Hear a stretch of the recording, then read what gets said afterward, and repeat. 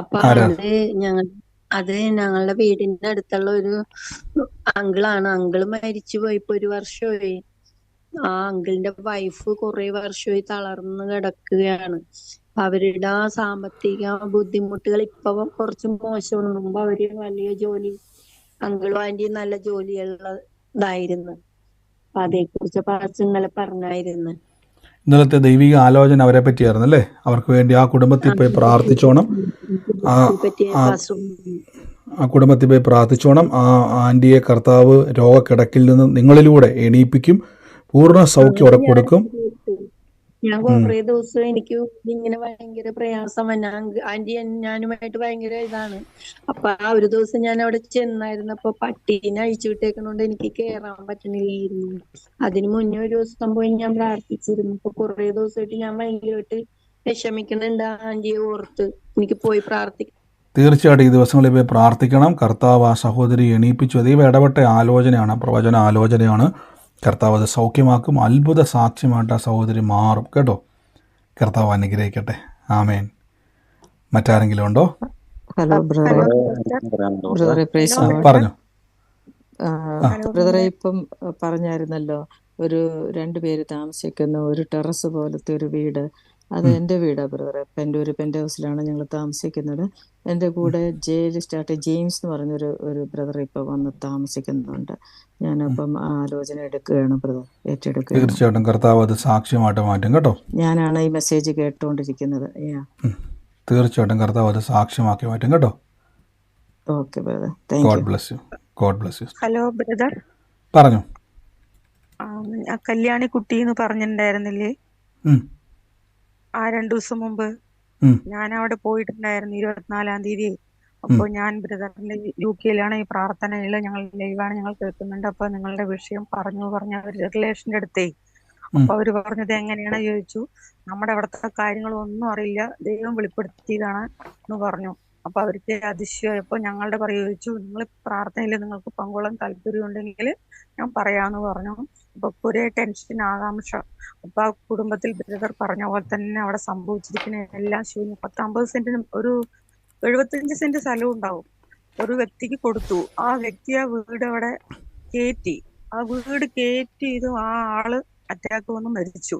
ഇപ്പൊ പകുതിയിൽ നിൽക്കണ വീട്, പകുതിയിൽ നിൽക്കണ പറഞ്ഞ ആൾ താമസം ഒന്നുമില്ല. പക്ഷെ ഒരു വ്യക്തി വാങ്ങുമോന്നും അറിയില്ല. അങ്ങനത്തെ ഒരു കണ്ടീഷനാണ്. ഈ പറഞ്ഞ വീട് അങ്ങനെ പാഴടഞ്ഞ് പൊളിഞ്ഞു കിടക്കുകയാണ്. അതിലെ ഒരു മകൻ മരിച്ചു പറഞ്ഞില്ലേ, കൊറോണ വന്നിട്ട്. ഭാര്യ നല്ല സ്വഭാവമായിരുന്നു. ഈ കല്യാണി കുട്ടിയെ പറഞ്ഞ വ്യക്തി നല്ല സ്വഭാവമാണ്.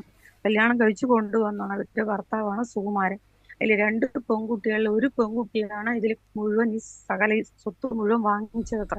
പക്ഷെ ഒരാൾക്ക് ഒരു രൂപ പോലും കൊടുത്തിട്ടില്ല. ബ്രദർ പറഞ്ഞ കാര്യങ്ങളെല്ലാം ഓക്കെ അവർ പറഞ്ഞു. ഞങ്ങൾക്ക് തീർച്ചയായിട്ടും ഗിരിജാ സിസ്റ്റർ പറഞ്ഞത് കഴിഞ്ഞ ദിവസം ഇടപെട്ട ആലോചനയാണ്. അപ്പോൾ ഗിരിജാ സിസ്റ്റർ എന്ത് ചെയ്തു, ആ വീട്ടിൽ പോയിട്ട് ഇവർ കേട്ട ആലോചന പ്രകാരം ആ ഭവനത്തിൽ പോയി പറഞ്ഞപ്പോൾ അവർ ചോദിച്ചു, ഈ അവിടെ ഇരിക്കുന്ന ആൾക്ക് എങ്ങനെയാണ് ഇതെല്ലാം മനസ്സിലാകുന്നത്? അവരുടെ വീട്ടിൽ നടന്നുകൊണ്ടിരിക്കുന്ന കാര്യങ്ങളാണ്, അവരുടെ വിഷയങ്ങളാണ്, അവരുടെ വ്യക്തിപരമായ വിഷയങ്ങളാണ് ദൈവാത്മാവ് കേൾപ്പിച്ചപ്പോൾ വെളിപ്പെടുത്തിയത്. അപ്പോൾ ഞാൻ പറഞ്ഞില്ല, പരിശുദ്ധാത്മാവ് എത്രത്തോളം നമ്മളെ കാണുന്നത്. അപ്പോൾ അവരുടെ വ്യക്തിപരമായിട്ട് അവരനുഭവിക്കുന്ന പല പേഴ്സണൽ കാര്യങ്ങളെ പോലും കഴിഞ്ഞ ദിവസം ഒരു പരിചയമില്ലാത്ത ആളുകളെ ദൈവാത്മാവ് അത് വെളിപ്പെടുത്തി. അവർ ചോദിച്ചതുപോലെ ഇത്രയും ദൂരത്തിരിക്കുന്ന ആൾക്ക് എങ്ങനെ മനസ്സിലായി? ഇതാണ് കർത്താവിൻ്റെ പ്രവൃത്തി. അപ്പോൾ ഗിരിജാ സിസ്റ്റർ അവിടെ പോയി അവരത് കേൾപ്പിച്ചു, അവർക്ക് വേണ്ടി പ്രാർത്ഥിച്ചു. തീർച്ചയായിട്ടും ആ കുടുംബത്തിൻ്റെ അകത്തുണ്ടായ ആ തകർച്ചകൾക്ക് പിന്നിൽ പ്രവർത്തിക്കുന്ന എല്ലാ ദുഷ്ടശക്തികളും അവിടുന്ന് നീങ്ങി അവർ കർത്താവിലേക്ക് വിശ്വസിക്കാൻ തയ്യാറെങ്കിൽ ആ കുടുംബത്തെ ദൈവം ഒരു അനുഗ്രഹമാക്കി മാറ്റുമെന്നാണ് സിസ്റ്റർ പോയി പറഞ്ഞത്. തീർച്ചയായിട്ടും സിസ്റ്ററെ വലിയ സാക്ഷ്യമായിട്ടത് മാറും. അവിടെ പോയതിന്, അവരോട് പറഞ്ഞതിന് കർത്താവ് തീർച്ചയായിട്ടും അതിൻ്റെ പ്രതിഫലം ദൈവം തരും. കർത്താവ് വലിയ സാക്ഷിയാക്കി മാറ്റും കേട്ടോ. God bless you sister. ബ്രദറെ, ഇത് പറ. സോറി, ഇന്നലെ ശരിക്കും പറഞ്ഞ എന്റെ അമ്മയുടെ കസിൻ ആണ് ഇന്നലെ പ്രെയർ അറ്റൻഡ് ചെയ്തിരുന്നത്. അപ്പോ എന്റെ പേര് പറഞ്ഞിട്ടുണ്ടായിരുന്നു ഇന്നലെ. അപ്പോ പുള്ളിക്കാരൻ പറഞ്ഞിട്ടാണ് ഞാൻ ഇന്ന് ശരിക്കും എന്റെ അമ്മ പറഞ്ഞിട്ടാണ് ഇന്ന് ശരിക്കും ഞാൻ പ്രെയർ അറ്റൻഡ് ചെയ്യുന്നത്. പാസ്റ്റർ പറഞ്ഞത് കറക്റ്റ് ആയിരുന്നു കേട്ടോ. ലൈക്ക് ഞാൻ UK-യിലാണ്. എനിക്കൊരു സഹോദരനുണ്ട്, അനിയനുണ്ട്. അവൻ കാനഡയിലാണ്. എന്റെ ലൈക്ക് ജോലിയുടെ അവസ്ഥ കുറച്ച് മോശമാണ്. ലൈക്ക് കഴിഞ്ഞ കുറച്ച് മാസങ്ങളായിട്ട് ഒരു ലൈക്ക് ഫൈനാൻഷ്യൽ ക്രൈസിസ് കൂടെ തന്നെ പോയിക്കൊണ്ടിരുന്ന ഒരു വ്യക്തി, ലൈക്ക് ഫൈനാൻഷ്യലി വേറെ പ്രശ്നങ്ങളൊന്നും ഇല്ലെങ്കിൽ പോലും ഒരു ഫ്രണ്ടിനെ സഹായിച്ച് ആള് നല്ല രീതിക്ക് എന്നെ യൂസ് ചെയ്ത് പോയി. പിന്നെ അത് കഴിഞ്ഞിട്ട് ഇപ്പോഴാണ് ചെറുതായിട്ടൊന്ന് ലൈക്ക് ഒന്ന് കറക്റ്റായിട്ട് മൈൻഡും എല്ലാം കൂടെ വരുന്നത്. ലൈക്ക് അപ്പോ ഇന്നലെ പാസ്റ്റർ എന്റെ പേര് വിളിച്ച് കറക്റ്റായിട്ട് പറഞ്ഞപ്പോ എനിക്ക് ഭയങ്കരമായിട്ട് അത്ഭുതം തോന്നി. ഞാനിങ്ങനെ എന്താ പറയാ, സിസ്റ്റർ ആദ്യമായിട്ടാണോ പ്രാർത്ഥനയ്ക്ക് കയറുന്നേ? അതെ അതെ അതെ, അപ്പോൾ ഇതിപ്പോ ഫസ്റ്റ് സിസ്റ്ററുടെ ഡേ ആണ്. അപ്പോൾ സിസ്റ്റർ ഇന്നലെ യൂട്യൂബിൽ കേട്ടപ്പോഴാണ് സിസ്റ്ററെ കേൾപ്പിച്ച അതെ അല്ലേ? അതെ അതെ അതെ. ആ അപ്പോൾ സിസ്റ്ററുടെ എനിക്ക് പേര് ടച്ചാണ്, കറക്റ്റ് ആയിട്ട് തന്നെ പറഞ്ഞു. ഞാൻ UK-ലാണ്. എൻ്റെ ഇപ്പം ജോലിയുടെ ഒരു ചെറിയൊരു പ്രശ്നം വെച്ചിട്ടിരിക്കുക. പക്ഷെ കുറച്ച് പോസിറ്റീവ് ആണ്, കാരണം ജോലിയൊക്കെ എവിടെയൊക്കെ ആവുന്നുണ്ട്, എന്നാൽ സ്പോൺസർഷിപ്പിന്റെ പ്രശ്നം മാത്രമേ ഉള്ളൂ. ദൈവം അല്ലെങ്കിൽ ഇന്നലെ പാസ്റ്റർ പറഞ്ഞനുസരിച്ച് എല്ലാം പ്രശ്നങ്ങള് നിന്നും പുറത്ത് ചാടിക്കും എന്നുള്ള രീതിയിൽ പറഞ്ഞപ്പോൾ എനിക്കൊരു ഭയങ്കര വിശ്വാസവും ധൈര്യവും മനസ്സിനുള്ളിൽ വന്നിട്ടുണ്ടേ. തീർച്ചയായിട്ടും സിസ്റ്റർ, കാര്യം ഇന്നലത്തെ പ്രാർത്ഥന ശരിക്കും പറഞ്ഞാൽ അത് റെക്കോർഡഡ് ആയിരുന്നു. അപ്പോൾ അതിൻ്റെ അകത്ത് പ്രാർത്ഥിച്ചുകൊണ്ടിരിക്കുന്ന സമയത്താണ് ആ മെസ്സേജ് പ്രിപ്പയർ ചെയ്തപ്പോൾ, അതായത് അത് രണ്ടാമതാണ് അത് ലൈവിലേക്ക് വരുന്നത്. അപ്പോൾ പ്രാർത്ഥന പ്രിപ്പയർ ചെയ്യുന്ന സമയത്താണ് എൻ്റെ ഉള്ളിലേക്ക് പറഞ്ഞത്. അപ്പോൾ സിസ്റ്ററുടെ പേര് ഇപ്പോൾ ഞാൻ കണ്ടത് വെച്ച് പറയുകയാണ്. ആ പേര് ചഞ്ചൽ അല്ലേ? അതെ അതെ അതെ. ചഞ്ചലിൻ്റെ ജീവിതത്തിൽ കർത്താവ്, അപ്പോൾ ആ കാര്യങ്ങളെ കർത്താവ് വെളിപ്പെടുത്തി. അതാ സിസ്റ്റർ പറഞ്ഞത്, സിസ്റ്ററുടെ ജീവിതത്തിൽ നടക്കുന്ന കാര്യങ്ങളാണ്. അപ്പോൾ സിസ്റ്റർ ആദ്യമായിട്ടാണ് ഈ പ്രാർത്ഥന കയറുന്നത്. യൂട്യൂബിൽ അവരുടെ കസിൻസ് ആരാണ്ട് കേട്ടിട്ട് അത് കൊടുത്താണ് നിൻ്റെ വിഷയമാണ് സംസാരിക്കുന്നത്. അപ്പോൾ സിസ്റ്റർ അതിൻ്റെ അർത്ഥമെന്ന് പറഞ്ഞാൽ ഈ ദിവസങ്ങളിൽ കർത്താവുമായിട്ട് ചേർന്ന് നിന്നാൽ ഇപ്പം നടക്കുന്ന സകല വിഷയത്തെയും നമ്മളിന്ന് കേട്ടതുപോലെ ദൈവം പരിഹരിക്കും, ദൈവം അത്ഭുതമാക്കി മാറ്റും. അപ്പോൾ കർത്താവ് അത് അനുഗ്രഹിക്കട്ടെ. തുടർന്നും പ്രാർത്ഥനയിൽ കയറുക, കർത്താവ് അനുഗ്രഹിക്കട്ടെ. UK-യിൽ നമ്മുടെ പ്രയർ നടക്കുന്നുണ്ട്. അപ്പോൾ അതിൻ്റെ ലിങ്കിൽ ജോയിൻ ചെയ്യുക. തുടർന്നും പിന്നെയും പ്രാർത്ഥിക്കാം. കർത്താവ് അവസ്ഥകളെ അത്ഭുതമാക്കും. വ്യത്യാസം വരുത്തുന്ന പരിപാടിയല്ല, അത്ഭുതങ്ങൾ കർത്താവ് ചെയ്യും. ഗോഡ് ബ്ലെസ് യു സിസ്റ്ററെ. കർത്താവ് അനുഗ്രഹിക്കട്ടെ. ആമേൻ. ബ്രദറെ, ചഞ്ചലിന്റെ കസിൻ ഞാനാണ് പ്രാർത്ഥന കേട്ടിട്ട് പറഞ്ഞു കൊടുത്തത്. അപ്പോൾ എനിക്കൊരു സാക്ഷ്യം കൂടെ പറയാനുണ്ട്. പറഞ്ഞു ബ്രദറെ. ഞാൻ എൻ്റെ ഒരു സുഹൃത്ത് ദുബായിൽ നിന്ന് എന്നെ കുറെ പൈസ ഏൽപ്പിച്ചിരുന്നു ബാങ്കിൽ ഇടാനായിട്ട്, കോപ്പറേറ്റീവ് ബാങ്കിൽ ഇടാനായിട്ട്. ഏകദേശം ഒരു 30-31 ലക്ഷം രൂപയുണ്ട് ഇപ്പം. അപ്പോൾ അത് ഇപ്പോൾ ബാങ്കിന്റെ ചില പ്രശ്നങ്ങൾ കൊണ്ട് നമുക്ക് പൈസ വിഡ്രോ ചെയ്യാൻ പറ്റുന്നില്ല. അപ്പോൾ ഞാൻ ബാങ്കിൽ ചെന്ന് കഴിഞ്ഞപ്പോഴത്തേക്ക് ആകപ്പാടെ പ്രശ്നങ്ങളായി. പൈസ ഒന്നിപ്പോൾ കിട്ടത്തില്ല, പൈസ കുറച്ച് കഴിഞ്ഞേ കിട്ടത്തുള്ളൂ, കുറേശ്ശെ തരത്തുള്ളൂ എന്ന് അവർ പറഞ്ഞു. അപ്പം ഞാൻ ബാങ്കിൽ പോകുന്നതിന് മുമ്പ് അജിത സിസ്റ്ററിനെ വിളിച്ച്, അജിത സിസ്റ്റർ എനിക്ക് വേണ്ടി പ്രാർത്ഥിച്ചായിരുന്നു. പക്ഷെ ബാങ്കിൽ ചെന്നപ്പോഴത്തേക്ക് അവർ ക്യാഷ് ഉടനെ ഒന്നും കിട്ടത്തില്ല, ക്യാഷ് കിട്ടുവാണെങ്കിൽ തന്നെ കുറേശ്ശെ തരത്തുള്ളൂ എന്ന് പറഞ്ഞു. പക്ഷെ എന്നെ ഏറ്റവും കൂടുതൽ അലട്ടിക്കൊണ്ടിരുന്ന പ്രശ്നം എന്ന് വെച്ചാൽ, ഞാൻ സുഹൃത്തിനോട് എന്തു പറയും, ഞാൻ ഈ വിവരം പറയുമ്പോൾ പുള്ളി എന്നെ എങ്ങനെ ട്രീറ്റ് ചെയ്യും, എന്നോട് എങ്ങനെ പെരുമാറും എന്നുള്ള ഭയങ്കര ടെൻഷനായിരുന്നു. കാരണം 2 ദിവസമായിട്ട് ഞാൻ ഉറങ്ങിയിട്ടില്ല. അപ്പോൾ ഞാനിന്ന് വൈകുന്നേരം വിളിച്ച് എൻ്റെ സുഹൃത്തിനോട് ഈ വിവരം പറഞ്ഞപ്പോഴത്തേക്ക് ഞാൻ പ്രതീക്ഷിച്ചതിന് നേരെ ഓപ്പോസിറ്റ്. പുള്ളി എന്നെ ഭയങ്കരമായിട്ട് എന്നെ ആശ്വസിപ്പിക്കുകയായിരുന്നു. പുള്ളി എന്നോട് പറഞ്ഞ്, സാരമില്ല, നമുക്ക് പകുതി പൈസയെങ്കിലും കിട്ടുമെന്ന് നോക്കാം, അതുകൊണ്ട് വിഷമിക്കണ്ട എന്ന് പറഞ്ഞ് എന്നെ ഒത്തിരി ആശ്വസിപ്പിച്ചു. അപ്പോൾ കർത്താവ് എന്നെ ഒത്തിരി സഹായിച്ച ആ കാര്യത്തിൽ അദ്ദേഹത്തിന്റെ മനസ്സിനെ കൂളാക്കി. അതുപോലെ ഈ പ്രാർത്ഥന എന്നെ ഒത്തിരി ഹെൽപ്പ് ചെയ്തു. തീർച്ചയായിട്ടും ബ്രദർ പറഞ്ഞ പോലെ തന്നെ പ്രാർത്ഥനയാൽ നമ്മൾ ചിന്തിക്കുന്നതിനപ്പുറമാണ്. അപ്പോൾ നമ്മുടെ മനസ്സിലേക്ക് പല ചിന്തകൾ വന്നു, പല സങ്കല്പങ്ങൾ വന്നു, നമ്മളിന്ന് കേട്ട വചനം പോലെ തന്നെ പല വിചാരങ്ങൾ വന്നു. പക്ഷേ എന്താണോ ദൈവസന്നിധിയിൽ നമുക്ക് അനുകൂലമാകേണ്ടത്, ദൈവം അത് അനുകൂലമാക്കി എടുക്കുവാൻ ഇടയായി തീർന്നു. കർത്താവ് ഇന്ന് കൊടുത്ത ആ സാക്ഷ്യത്തിന് നന്ദി. പിന്നെയും ക്രിസ്തുവിൽ ബലപ്പെടുക. നമുക്ക് വിരോധമായി നിൽക്കുന്നതിനെല്ലാം കർത്താവ് അനുകൂലമാക്കി മാറ്റുവാൻ ഇടയായിത്തീരും. ഗോഡ് ബ്ലെസ് യു ബ്രദറെ, യേശുവിൻ്റെ നാമത്തിൽ തന്നെ. ആമേൻ. കർത്താവ് അനുഗ്രഹിക്കട്ടെ. ആമേൻ. ഹലോ ബ്രദർ, ആ കല്യാണി കുട്ടിയുടെ സ്ഥലത്തിലെ വേറൊരു വ്യക്തി വീട് വെച്ച് കെട്ടിയിട്ട് പറഞ്ഞില്ലേ, ആ വീട് കെട്ടിയത് പകുതി ആവുമ്പോഴേക്ക് തന്നെ അവര് നല്ല ഇതിലുള്ള ആളാണ്. ചെന്നൈയിൽ വെച്ച് അറ്റാക്ക് വന്നും മരിച്ചു. അതിലൊരു മകനാണ് ഇപ്പൊ പകുതി മുഴുവനായിട്ടില്ല, താമസമൊന്നും ആയിട്ടില്ല, അങ്ങനെ നിർത്തിയിരിക്കുന്നത്. അതിലിനി ഞാൻ പറഞ്ഞു, എന്റെ അനിയത്തിനടുത്ത് പറഞ്ഞു, നിങ്ങൾ ഈ വീട് വാങ്ങിച്ചോളിയും പറഞ്ഞപ്പോ അവർക്ക് പേടി. ഈ വീട് കെട്ടിക്കൊണ്ടിരിക്കുമ്പോഴേ അയാൾ മരിച്ചു, ഇനി നമ്മൾ എന്തെങ്കിലും പോയി നമുക്ക് എന്തെങ്കിലും സംഭവിക്കുമോ എന്നൊരു പേടി. അത് ആരെങ്കിലും ഒന്ന് വാങ്ങിക്കാൻ പറ്റുമോ വീട്? അങ്ങനെ കിടക്കാണ്. 10-75 ലക്ഷം ചെലവാക്കിയിട്ടുണ്ട്. സ്ഥലത്തിനും 10-30 ലക്ഷം കൊടുത്തിട്ടുണ്ടാവും. ഇനി ഇത്ര ലക്ഷം കൊടുത്ത് കെട്ടിയിട്ടുണ്ട്. അത് അങ്ങനെ കിടക്കണം. ഒരു പ്രേതാലയം പോലെ കിടക്കണം ആ വീട്. അതൊരു ടെൻഷൻ ഉണ്ട് അവർക്ക് താമസിക്കാൻ. അവരോട് പറഞ്ഞാൽ ഈ ദിവസങ്ങളിൽ പ്രാർത്ഥനയിലും വചനത്തിലും കേൾക്കുക. ആ വചനത്തിലും പ്രാർത്ഥനയിലും ബലപ്പെടുമ്പോൾ നമ്മുടെ വീടിൻ്റെ അന്തരീക്ഷം തന്നെ മാറും. നമ്മുടെ ചുറ്റുപാടത്ത് തന്നെ വലിയൊരു മാറ്റമുണ്ട്. അപ്പോൾ അനേകർക്ക് ആ ഭവനത്തിൽ വരാൻ ഭയമല്ല, അനേകർക്ക് ആ ഭവനത്തിൽ വരാൻ സന്തോഷവും സമാധാനവും ദൈവം കൊടുക്കും. ഈ ദിവസങ്ങളിൽ ചെന്ന് അവരോട് പറഞ്ഞ വചനമൊക്കെയും അവരുടെ ജീവിതത്തിൽ പ്രവർത്തിച്ച് വലിയൊരു സാക്ഷ്യമായിട്ട് കർത്താവ് അതെല്ലാം തീർക്കും കേട്ടോ. God bless you. കർത്താവ് അനുഗ്രഹിക്കട്ടെ. ആമേൻ.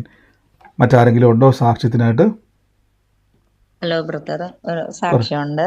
പറഞ്ഞു സിസ്റ്റർ. ഈയിടെ ഒരു യാത്ര പോകാനായിട്ട് ട്രെയിൻ ടിക്കറ്റ് ബുക്ക് ചെയ്തു. അപ്പൊ പോകാനുള്ള ടിക്കറ്റ് കിട്ടി. അപ്പൊ തിരിച്ചു വരാൻ 3 ദിവസം കഴിഞ്ഞു. അപ്പം വെയിറ്റിംഗ് ലിസ്റ്റിലായിട്ട് ഞങ്ങൾക്ക് ടിക്കറ്റ് കിട്ടിയില്ല. അപ്പൊ ഞങ്ങൾ പോയി അവിടുന്ന് തിരിച്ചു വരാൻ നേരം ഭയങ്കര റഷായിരുന്നു ട്രെയിനില്. അപ്പം വെളുപ്പിനെ അവിടുന്ന് ഇറങ്ങാൻ നേരം ഞങ്ങൾ പ്രാർത്ഥിച്ചിറങ്ങി. ഇന്ന് ഏതായാലും ഞങ്ങൾക്ക് 2 പേർക്കും ടിക്കറ്റ് കിട്ടുമെന്നും സീറ്റ് കിട്ടുമെന്നും പറഞ്ഞു. അപ്പൊ ഞങ്ങൾ റെയിൽവേ സ്റ്റേഷനിൽ വന്ന് ടിക്കറ്റും എല്ലാം എടുത്തോണ്ട് ട്രെയിനിലേക്ക് കാല് കുത്താൻ സ്ഥലമില്ലാത്ത പോലെ ആൾക്കാരാണ്. ഫുട്പാത്തിൽ നിന്നോണൊക്കെ പോകുന്നത്. എങ്ങനെയാലും ഞങ്ങൾ അകത്ത് കയറി ചെന്നപ്പം ഞങ്ങൾക്ക് പ്രാർത്ഥിച്ചപ്പോ ആ വിഷൻ എങ്ങനെയുണ്ടായിരുന്നു, ആ 4 പേര് ഇരിക്കുന്ന സീറ്റില് 2 സീറ്റ് വേക്കന്റ് ആയിട്ട് അവിടെ തന്നെ സൈഡ് സീറ്റ് ഇരിക്കുക. അത്രയും ആളുണ്ടായിട്ട് ഇരിക്കുന്നില്ല. ആ സീറ്റ് അവിടെ ബ്ലാങ്ക് ആയിട്ട് കിടക്കുന്നു. ഞങ്ങൾ അതിൽ കയറിയിരുന്നു. ഇതൊരു വലിയ സാക്ഷ്യം. ഞാൻ അപ്പം പ്രാർത്ഥിച്ചോണ്ട് പറഞ്ഞു, ഇതൊരു സാക്ഷ്യമായിട്ട് എനിക്ക് പറയാൻ അവസരം തരും ദൈവം എന്ന് പറഞ്ഞ് ഞങ്ങൾ അവിടുന്ന് യാത്ര ഇറങ്ങിയത്. അതുപോലെ തന്നെ ഒരു ബുദ്ധിമുട്ടില്ലാതെ കയറി പോന്നു. ദൈവത്തിന് വലിയ മഹത്വം കൊടുക്കുന്നു. നന്ദി കർത്താവ്. എന്ന് പ്രിയ സിസ്റ്റർ പറഞ്ഞുകൊണ്ട് നമ്മൾ എന്താണോ ആഗ്രഹിക്കുന്നത്, പ്രതിസന്ധി എന്തും ആയിക്കോട്ടെ, അവരുടെ യാത്രയിൽ അവരാഗ്രഹിച്ചു. അത്രയും തിക്കും തിരക്കും ഒരു സാധ്യത ഇല്ലാത്ത നമ്മുടെ കാര്യങ്ങൾ, ഇപ്പോൾ എന്ത് കാര്യമായിക്കോട്ടെ, നിങ്ങളുടെ വിശ്വാസത്തെ ഉപയോഗിച്ചാൽ അവിടെ ഒരു വാതിൽ തുറന്നു വരും. നമുക്ക് വേണ്ടി ഒരു സാധ്യത അവിടെ ഉണ്ടാകും എന്നത് തന്നെയാണ് ആ സാക്ഷ്യത്തിൻ്റെ അനുഗ്രഹം. ഇനിയും വിശ്വാസത്തെ ഉപയോഗിക്കുക. നമ്മുടെ എല്ലാ പ്രതിസന്ധിയിലും കർത്താവിൻ്റെ നാമത്തിൽ വിശ്വാസത്തിൽ ശക്തിപ്പെടുക. ഗോഡ് ബ്ലെസ് യു സിസ്റ്ററെ, യേശുവിൻ്റെ നാമത്തിൽ തന്നെ. ആമേൻ. കർത്താവ് അനുഗ്രഹിക്കട്ടെ. ഒരു സാക്ഷ്യം പറഞ്ഞു. ബ്രദറെ, ഞാൻ ഈ ശുശ്രൂഷയിലേക്ക് കയറിയതിന് ശേഷം എനിക്ക് കുറെ ആത്മീയമായ ശുശ്രൂഷ മേഖലകൾ തുറന്നു വന്നു തുടങ്ങി. മിനിസ്റ്ററുകളിലും അതുപോലെ തന്നെ വ്യക്തിപരമായിട്ടും ആളുകൾ വിളിക്കുവാനും അവർക്ക് വേണ്ടി പ്രാർത്ഥിക്കുവാനും എല്ലാം സാഹചര്യങ്ങൾ ഒരുക്കി തന്നു തുടങ്ങി. അപ്പൊ ദൈവത്തിന് ഞാൻ നന്ദി പറയാണ്, ശുശ്രൂഷ മേഖലകൾ തുറന്നു തരുന്നതിനെ ഓർത്ത്.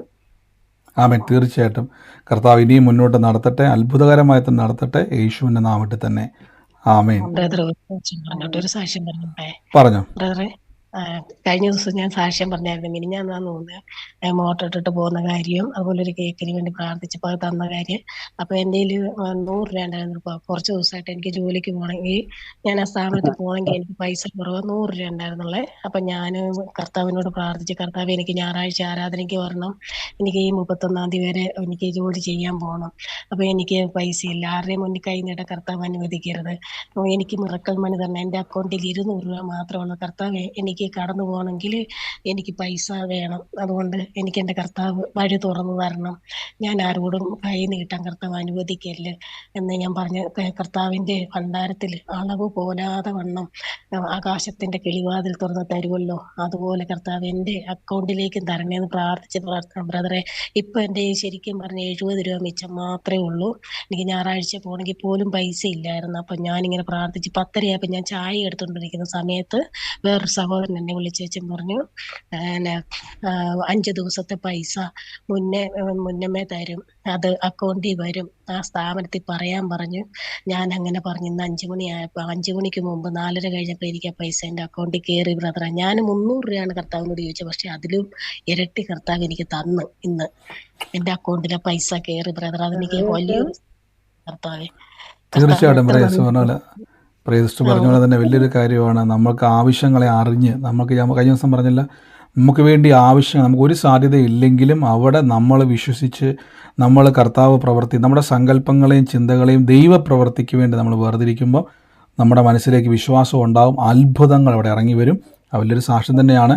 ഈ ദിവസങ്ങളിൽ ഒരു സാധ്യതയില്ല, പക്ഷെ നമുക്ക് വേണ്ടി ദൈവം സാധ്യതകളെ തുറക്കേണ്ട ദൈവമാണ് കർത്താവ്. തുറന്നതിന് നന്ദി. ഗോഡ് ബ്ലെസ് യു സിസ്റ്ററെ, യേശുവിൻ്റെ നാമത്തിൽ തന്നെ. ആമേൻ. കർത്താവ് അനുഗ്രഹിക്കട്ടെ. ഞാനൊരു സംശയം ചോദിക്കാനായിട്ടാ. ഇപ്പം ഞാനങ്ങനെ ആർക്കും വേണ്ടി പ്രാർത്ഥിക്കാറില്ല. പക്ഷെ ഈയിടെയായിട്ട് അബൌട്ട് 1 മാസമായിട്ട് ഞാനിങ്ങനെ ആൾക്കാരിങ്ങനെ ഞാൻ ചോദിക്കും, എന്താ അസുഖമാണോ? അപ്പം ഞാൻ പറയാം, ഞാൻ ഒന്ന് പ്രാർത്ഥിച്ചോട്ടെ, ഇന്ന് തന്നെ നിങ്ങൾക്ക് സൗഖ്യം വരും.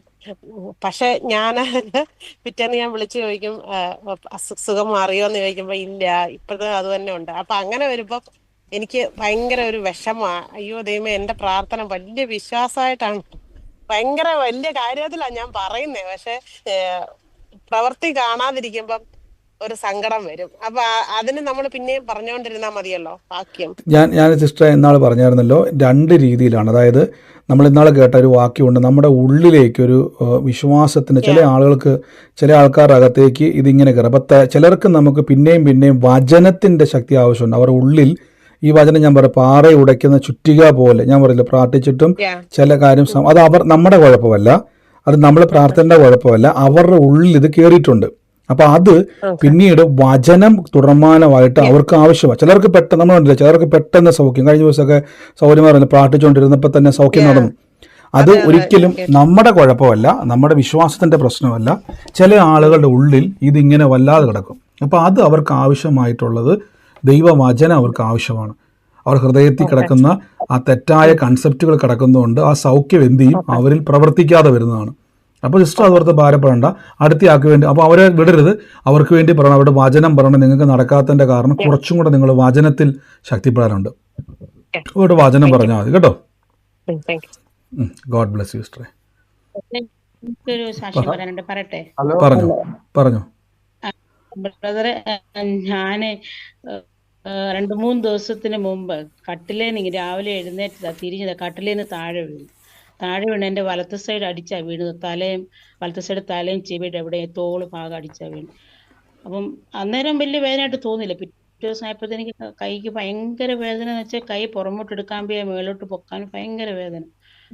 ബ്രദർ ഇങ്ങനെ പ്രാർത്ഥിച്ചപ്പോ കൈവെക്കാൻ പറഞ്ഞു. ഞാനിങ്ങനെ കൈ വെച്ചു. അപ്പം അന്നേരം വലിയ കുഴപ്പമില്ല. പിറ്റേ ദിവസം വേദന മൊത്തം മാറി. എനിക്കങ്ങ് ഭയങ്കര അതിശയമായിപ്പോയി. ഇപ്പം എനിക്ക് കൈ പൊക്കുകയും ചെയ്യാം, താക്കുകയും ചെയ്യാം, പുറമോട്ടും എടുക്കാം. ഇപ്പം വീണതായിട്ട് എനിക്ക് തോന്നുന്നേ ഇല്ല. ഇപ്പൊ ഒട്ടുമേ വേദന. അതായത് ആ പ്രാർത്ഥിച്ചുകൊണ്ടിരുന്നപ്പോൾ കൈ വെച്ചപ്പം പൂർണ്ണ സൗഖ്യമായി. അതെ. പെട്ടെന്ന് തന്നെ സൗഖ്യം. വിശ്വസം. അതെ. ഇപ്പൊ എനിക്ക് വീണതുപോലും എനിക്ക് അറിയത്തില്ല. പക്ഷെ അന്നേരം നല്ല തല അങ്ങ് പെരുത്തുപോയി അങ്ങ്. ഇപ്പൊ എനിക്ക് വേദനയില്ല. അതാ ഞാൻ പറഞ്ഞ ചില സൗഖ്യങ്ങൾ ഞാൻ പറഞ്ഞില്ല, അതിപ്പോൾ പൂർണ്ണ സൗഖ്യം നടന്നു അല്ലേ, പൂർണ്ണമായിട്ട് ആ വേദന മാറി. സിസ്റ്റർ പറഞ്ഞോളൂ തന്നെ, ഇപ്പൊ വേദന ഉണ്ടോന്ന് പോലുള്ള കാര്യങ്ങൾ അതിശയത്തോടെ തന്നെ ഞാനിപ്പോഴും കൈ പുറമോട്ടൊക്കെ വേദനയുണ്ട്. ഇല്ല, ഒട്ടും വേദനയില്ല. ദൈവത്തിന് ഒത്തിരി നന്ദിയുണ്ട്. നന്ദി കർത്താവ്. ഇന്ന് പ്രിയ സിസ്റ്റർ പറഞ്ഞ പോലെ തന്നെ വേദന ഉണ്ടോന്ന് പോലും പെട്ടെന്ന് തന്നെ, അത്ര നേരം ഉണ്ടായിരുന്ന വേദന പ്രാർത്ഥിച്ചുകൊണ്ടിരുന്നപ്പോൾ പെട്ടെന്ന് ശരീരത്തിൽ നിന്ന് വിട്ടുമാറി. സിസ്റ്റർ പറഞ്ഞ സിസ്റ്റർക്ക് തന്നെ അതിശയമായി, ഇപ്പോൾ ഇത്ര പെട്ടെന്ന് ഇതെങ്ങനെ സംഭവിച്ചു എന്നുള്ളതാണ് ദൈവത്തിൻ്റെ ശക്തി. നമ്മൾ തുടർമാനമായിട്ട് രോഗികൾക്ക് വേണ്ടി പ്രാർത്ഥിച്ചുകൊണ്ടിരിക്കുക. ആ സിസ്റ്റർ ചോദിച്ച പോലെ ഒരു രോഗിക്ക് വേണ്ടി പ്രാർത്ഥിച്ചിട്ട് മാറിയില്ലെങ്കിൽ നിങ്ങളുടെ കുഴപ്പമല്ല, വചനത്തിൻ്റെ കുഴപ്പമല്ല. ഞാനത് നേരത്തെ പറഞ്ഞിരുന്നു, എന്തുകൊണ്ട് നടക്കുന്നില്ല.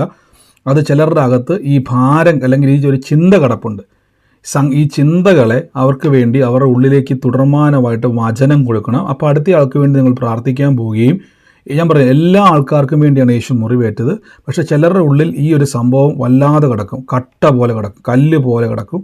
അത് നമ്മൾ എന്ത് ചെയ്യണം, വചനത്തിലൂടെ ഇടിച്ച് അവരെ തുടർമാനമായിട്ട് അവിടെ പറഞ്ഞ യേശു സൗഖ്യമാക്കും. അത് പറഞ്ഞ് അവരുടെ ഉള്ളിൽ ഇടിച്ച് കളയണം. അത് ഞാൻ നേരത്തെ പറഞ്ഞുകൊണ്ട് എക്സ്പ്ലെയിൻ ചെയ്യുന്നതിൽ നിങ്ങൾക്കറിയാം, യൂട്യൂബിൽ കിടപ്പുണ്ട്. അങ്ങനെ വരുമ്പോൾ നമ്മൾ എന്ത് ചെയ്യണം എന്നുള്ളത് കർത്താവ് അനുഗ്രഹിക്കട്ടെ. ഞാൻ തൽക്കാലത്തേക്ക് സാക്ഷ്യങ്ങളൊന്നും സ്റ്റോപ്പ് ചെയ്യുകയാണ്, സമയം മുന്നോട്ട് പോയതുകൊണ്ട്. നമുക്ക് ഒരുമിച്ച് കർത്താവിൻ്റെ തിരുസന്നിധിയിൽ ഇന്ന് പ്രാർത്ഥനയോടെ തന്നെ മുന്നോട്ട് പോകാം. വൻ കാര്യങ്ങളെ കർത്താവ് ചെയ്യില്ല. നിങ്ങളുടെ സംശയങ്ങൾ, ഞാൻ പറഞ്ഞല്ലോ, എപ്പോഴും ഞാൻ പറഞ്ഞതുപോലെ, നിങ്ങൾക്ക് കേട്ടിട്ട് നിങ്ങൾക്ക് എന്തെങ്കിലും ഡൗട്ട് ഉണ്ടെങ്കിൽ നിങ്ങൾ ചോദിക്കുക, സംശയങ്ങൾ ചോദിക്കുക. ഒത്തിരി ആൾക്കാർ പറഞ്ഞു കഴിഞ്ഞ ദിവസങ്ങളിലെ പ്രാർത്ഥനകൾ അവർക്ക് വല്ലാതെ ഭാരവും, അല്ലെങ്കിൽ മീൻസ് അവർക്ക് പഠിച്ച